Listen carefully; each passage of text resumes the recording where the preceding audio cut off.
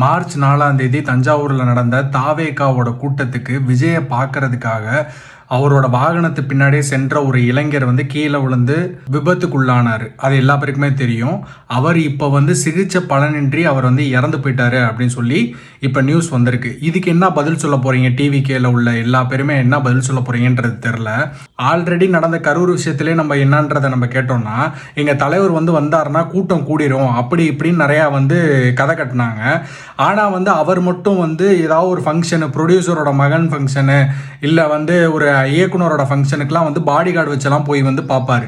ஆனால் இத்தனை பேர் இறந்துருக்காங்க, அதுக்கு ஒரு பாடி கார்டு வச்சு பார்க்கறதுக்கான ஒரு அக்கறை மயிறு எதுவுமே இருக்காது அவருக்கு. இதில் பேச்சு மட்டும், எல்லா கூட்டத்திலும் பேச்சு மட்டும் நல்லா வாய்க்கிலேயே பேசுகிறாரு. பெரிய என் ரசிகர் தான் எனக்கு எல்லாம் அப்படி இப்படின்ட்டு.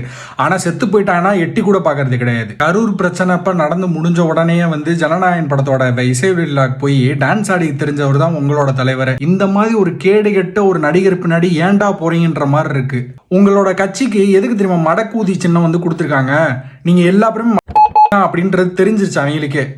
இவ்வளோ நடந்ததுக்கு அப்புறமும் எங்கள் விஜய் நான் அதை பண்ணுவார், எங்கள் விஜய் நான் பின்னாடி தான் நாங்கள் இருப்போம், அவருக்காக என்ன வேணாலும் பண்ணுவோம் அப்படின்னு நீங்கள் பேசிட்டு தெரிஞ்சிங்கன்னா உங்களை மாதிரி ஒரு கேடுகட்ட ஜென்மம் யாருமே இருக்க மாட்டாங்கடா.